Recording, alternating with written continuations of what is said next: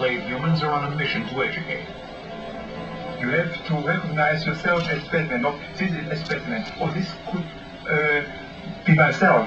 Actually, this is responsible for the big success of body worlds. Seeing firsthand the effects of smoking on the lung has made a real impact on some that visit the exhibit. Independent surveys show people smoke to 10% less or not anymore, 50% think more of their health, and 30% are more likely to donate their organs for organ donation programs. Dr. von Hagens uses a new process called plastination to preserve not only skin and hair, but also muscles and organs, even the circulatory and nervous systems. 70% of our body consists of water. Water gives life, also decay is life. No water, no life, no decay. In plastination, water is removed, and specimens are impregnated with a reactive polymer, like silicon rubber, epoxy, or polyester resin.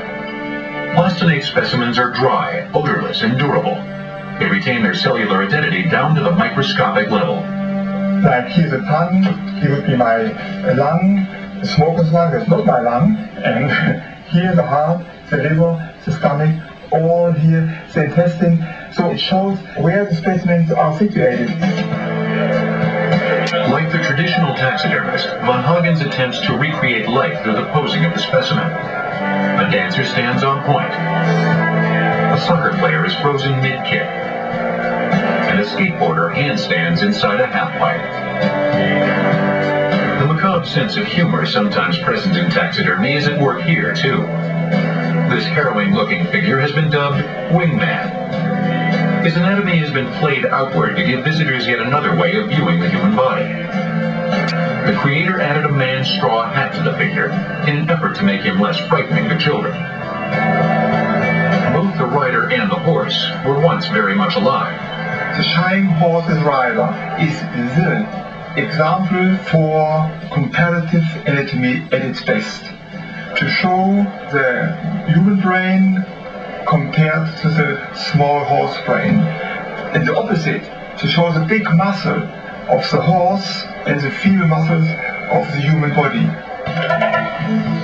The exhibit is designed to showcase the different functional systems of the human body. It begins with the muscles and movement, then presents the brain and its elaborate network of nerves.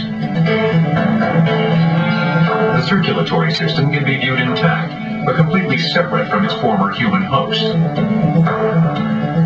To represent the reproduction system, Dr. von Hagens displays two truly shocking figures.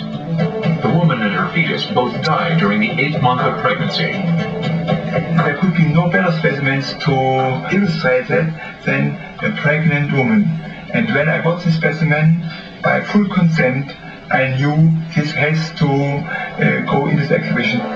The pregnant woman and child may move onlookers, but perhaps the most moving plastinate in this exhibit for Dr. von Hagens is less noticed. This is a man he describes as his best friend. To plastinate my best friend, it was at first to fulfill his last wish, his testimony. He wanted to become a plastinate because he felt to be too young to end on a cemetery. He had a malignant kidney tumor, so he knew he had to live maximum of 1 year. When dissecting him, I needed about 3 times as much time, but it was good for my morning work. It was like he stretched his hand across the barrier of death to me, and so I got in peace with him. With plastination, taxidermy may finally achieve an age-old goal. While the very best in traditional taxidermy begins to wear out in a few hundred years, the plastination process may produce displays that are virtually immortal. Plastinates will last a didactic eternity, which means they will last forever as long as there is a temperature below 50 centigrade. And one day, Dr. von Hagens plans to make the ultimate contribution to the science of body preservation and display, himself. I will die one day and my body should be on Earth for some time to come.